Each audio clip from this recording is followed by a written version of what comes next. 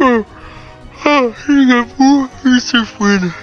Aujourd'hui, je vais débriefer le Grand Prix d'Espagne.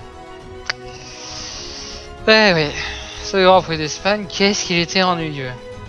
J'ai tellement rien à dire que je vais passer direct au résumé par pilote. Charles Leclerc, il a essayé de remonter et à faire en sorte que sa Ferrari soit dans les points, mais malheureusement un problème électrique a eu raison de sa course. Donc du coup, bon ben, pas de bol. C'est comme ça, c'est triste. Ensuite, Romain Grosjean, Nicolas Latifi, George Russell, Giovinazzi, Magnussen, Raikkonen, ils font leur course. On commence à s'y habituer, malheureusement, toujours dans les dernières positions.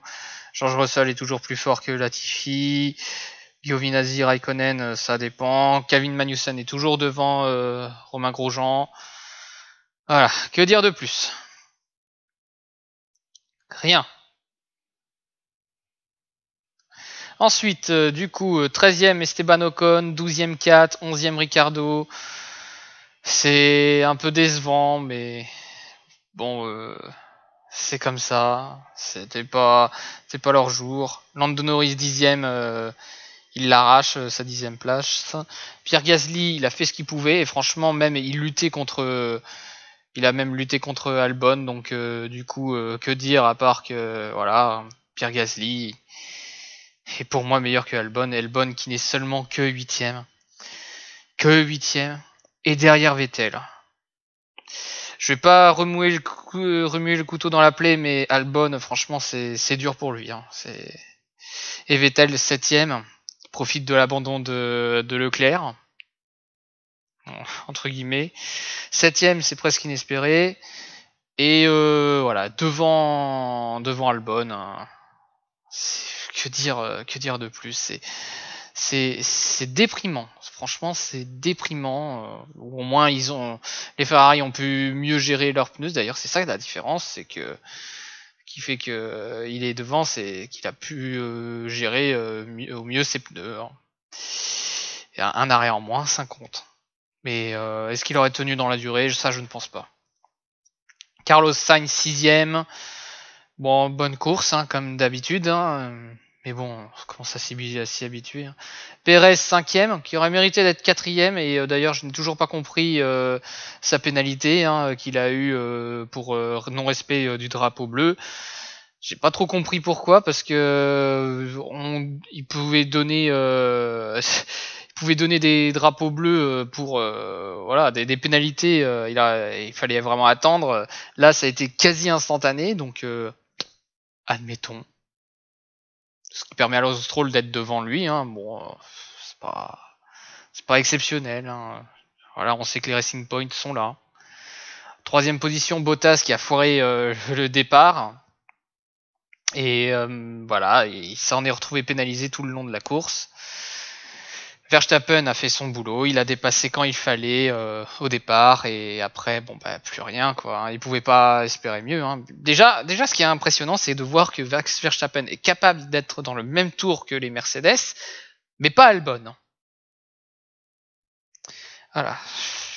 Désolé de encore remuer le couteau dans la plaie, mais c'est comme ça malheureusement. Et Lewis Hamilton, course parfaite, il s'est envolé, voilà, fin de l'histoire. Bon, ce qui fait que au classement, quelle surprise, Hamilton encore devant, ouais, cool. Et les Mercedes encore devant. Du coup, je vais préférer plutôt m'attarder dans le milieu de peloton avec notamment la guerre avec Racing Point, McLaren, Ferrari et Renault. Et très franchement, malgré les 15 points, les Racing Point prouvent qu'ils sont pour nous, ça me semble clair que Racing Point est le constructeur numéro 3 pour cette année. Les McLaren semblent encore un peu trop... C'est encore un peu trop irrégulier. Mais voilà, pour nous, ça va être les Racing Point qui vont être devant. Là où ça peut être plus intéressant, c'est sur la lutte McLaren-Ferrari. Parce que d'un côté, on a une équipe McLaren qui est, on va dire, assez irrégulière. Et de l'autre, on a des Ferrari qui sont souffrantes, qui sont pas là pour faire des grosses positions, malheureusement, mais qui sont capables de faire des miracles. Notamment avec Charles Leclerc. Alors, je pense que c'est plus là qu'il faut regarder la course, parce que franchement, c'est putain de plus intéressant ici. Hein. Là, que dire voilà, c'est incroyable. Ferrari, s'ils sont en 5ème position aujourd'hui, et encore 5ème position quand on regarde les écarts de points, voilà, bon, la 5ème position pour moi, elle est plus méritée, voire peut-être même la 6ème. Mais franchement, ils peuvent dire merci à Charles Leclerc. Hein. Franchement, il sauve les Ferrari de la noyade, hein, parce que là, on le dit, hein, et on le répète. Mais les Ferrari sont pas au niveau. Mais 5ème position, et avec le nombre de points qu'ils ont par rapport aux autres, ça va. Ça aurait pu être pire. Renault et AlphaTauri, c'est dommage qu'ils aient quelques petits problèmes. Alors Renault, surtout Renault, parce que je pense qu'ils peuvent vraiment lutter avec les McLaren et les Ferrari. Mais voilà, c'est des problèmes divers problèmes de moteur ou de... C'est triste à dire, mais bon, c'est comme ça. Mais voilà, Renault peut faire quelque chose. Hein. Je pense qu'ils peuvent aller titiller la 4ème position. Ils peuvent encore lutter, je pense.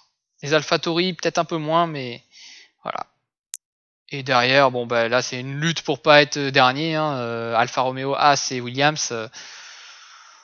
Oh, c'est pas ouf quoi. Que dire de plus? Et encore une fois. George Russell devant Nicolas Latifi. D'ailleurs, c'est un truc que je comprends pas. Pourquoi Nicolas Latifi est toujours devant dans le classement par rapport à George Russell dans le classement pilote? Ça, c'est un truc que je comprends pas. Est-ce que c'est une histoire d'ordre alphabétique ou alors est-ce que c'est parce que Nicolas Latifi a peut-être... Je pense que c'est peut-être ça, mais c'est parce qu'il a terminé plus de courses que George Russell. Peut-être ça. Mais en tout cas... voilà. Derrière, c'est pas passionnant, quoi. C'est triste. C'est moche. C'est comme ça. Et voilà, c'est tellement triste. J'ai tellement rien à dire sur cette course. Tellement il se passe rien que voilà, je vais rester sur ça. C'est triste. J'espère franchement que les autres Grands Prix seront plus passionnants que ce Grand Prix d'Espagne. On avait espéré une pluie, mais elle n'est jamais venue.